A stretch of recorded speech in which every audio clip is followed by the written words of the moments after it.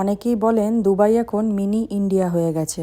দুবাইতে বিশেষ বিশেষ কিছু জায়গা আছে যেখানে গেলে মনে হবে যেন ইন্ডিয়াতেই আছি। এই জায়গাটা হচ্ছে দুবাইয়ের মানকুল এরিয়া।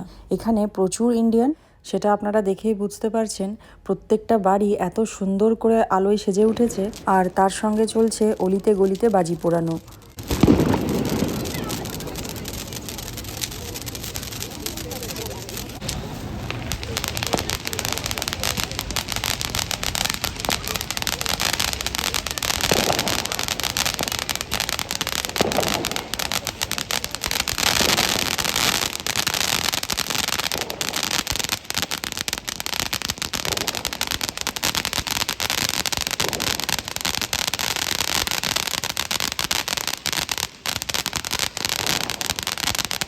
দুবাইতে দিওয়ালি কিন্তু খুব ভালো মতন সেলিব্রেট করা হয়।